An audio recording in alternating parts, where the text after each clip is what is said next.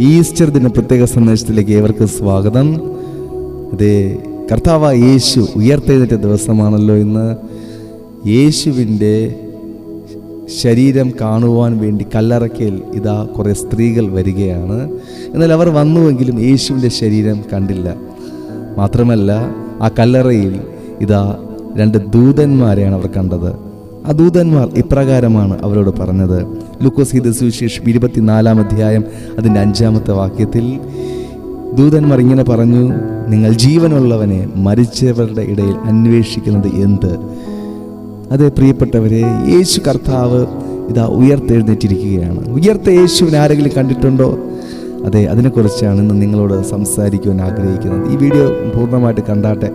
യേശു ഉയർത്തെഴുന്നേറ്റ ശേഷം ആരുടെ അടുക്കലെല്ലാം പോയി എന്നതിനെക്കുറിച്ചാണ് നിങ്ങളുമായിട്ട് പങ്കുവയ്ക്കുവാൻ ഞാൻ ആഗ്രഹിക്കുന്നത്. അതെ, ഉയർത്ത യേശുവിനെ ആദ്യമായിട്ട് കാണുന്നത് മഗ്ദലക്കാരത്തി മറിയയാണ്. അതെ പ്രിയപ്പെട്ടവരെ, മഗ്ദലക്കാരത്തി മറിയ യേശുവിൻ്റെ ശരീരം കാണുവാൻ കഴിയാതെ അവൾ കല്ലറയ്ക്ക് പുറത്ത് കരഞ്ഞുകൊണ്ട് നിൽക്കുമ്പോൾ യേശു അവൾക്ക് പ്രത്യക്ഷമായി. എന്നെ കേൾക്കുന്ന പ്രിയ സഹോദരങ്ങളെ, പലപ്പോഴും കൂടെ ആരുമില്ലാതെ ഒറ്റപ്പെട്ട അനുഭവത്തിൽ നിങ്ങളായിത്തീരുമ്പോൾ നിങ്ങളുടെ അടുക്കിലേക്ക് യേശു കടന്നു വരുന്നു. നിങ്ങളുടെ ജീവിതത്തിൽ നിങ്ങൾ വല്ലാത്ത ഒറ്റപ്പെടലുകൾ അനുഭവിക്കുകയാണോ? നിങ്ങളോടൊപ്പം ആരുമില്ലാത്ത അനുഭവങ്ങൾ ഉണ്ടോ എങ്കിൽ ഞാൻ പറയട്ടെ, യേശു നിങ്ങളുടെ കൂടെ വരുവാൻ, നിങ്ങളോട് കൂടെ ഇരിക്കുവാൻ ആഗ്രഹിക്കുകയാണ്. ഈ ഈസ്റ്റർ ദിനത്തിൽ യേശു നിങ്ങളോടൊപ്പമുണ്ട്. അവിടെ നിങ്ങളെ സ്നേഹിക്കുന്നു. അവിടെ നിങ്ങളുടെ മനസ്സുകളെ അറിയുന്ന ദൈവമാണ്. അതെ, പിന്നീട് യേശു ആർക്കാ പ്രത്യക്ഷനായത്? കർത്താവായ യേശു അടുത്തതായിട്ട് നമ്മൾ യേശുവിനെ കാണുന്നത് യഹൂദന്മാരെ പേടിച്ച് വാതിലടച്ചിരുന്ന ശിഷ്യന്മാരുടെ അടുക്കിലേക്ക് യേശു കടന്നു വന്നു. അതെ, യേശു കർത്താവിനോടൊപ്പം ഗെത്സമന തോട്ടത്തിൽ ഉണ്ടായിരുന്നവരാണ് ശിഷ്യന്മാർ. അവർ ഇതാ വളരെ പേടിച്ചിരിക്കുകയാണ്. അവരെയും യഹൂദന്മാർ പിടിച്ച് ക്രൂശിക്കുമോ, അവരെ ഉപദ്രവിക്കുമോ എന്നൊക്കെയുള്ള വളരെ ഭയത്തിൽ അവർ ഇതാ ഒരു മുറിക്കുള്ളിൽ ആയിരിക്കുകയാണ്.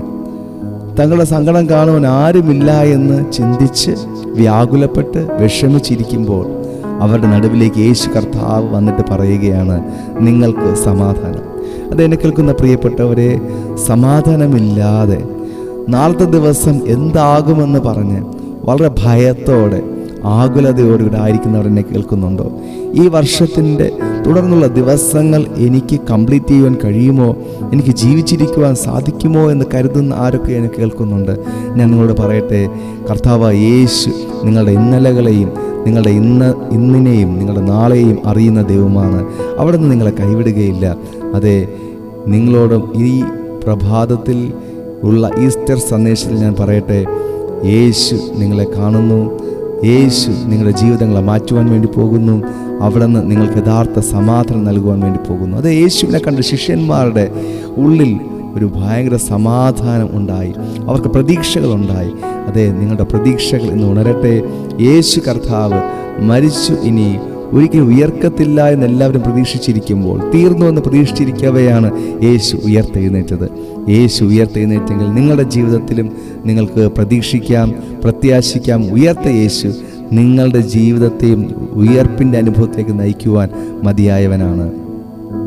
മൂന്നാമതായിട്ട് യേശു പ്രത്യക്ഷമായ ഇടമെന്ന് പറയുന്നത്, അതെ, യേശു കർത്താവിൻ്റെ ശിഷ്യന്മാർ ഇതാ മീൻ പിടിക്കുവാൻ വേണ്ടി കടലിൽ പോയിരിക്കുകയാണ്.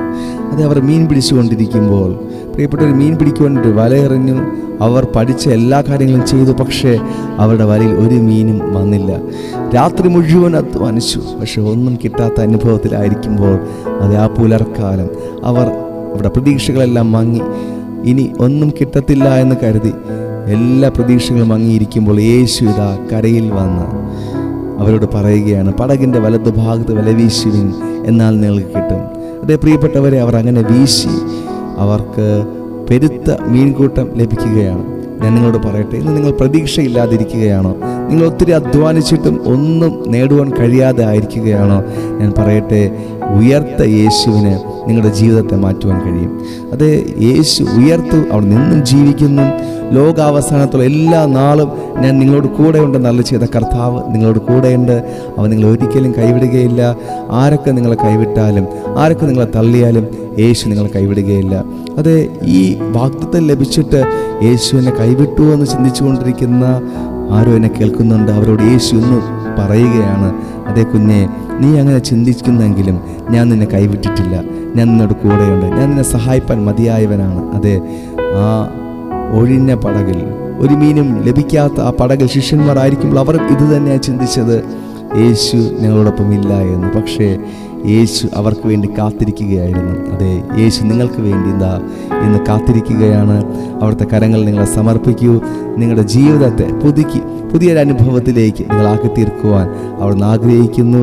വലിയൊരു ഉയർപ്പ് നിങ്ങളുടെ ജീവിതത്തിൽ ഉണ്ടാകുവാൻ പോകുന്നു. കർത്താവ് നിങ്ങളെ സഹായിക്കട്ടെ. Happy Easter.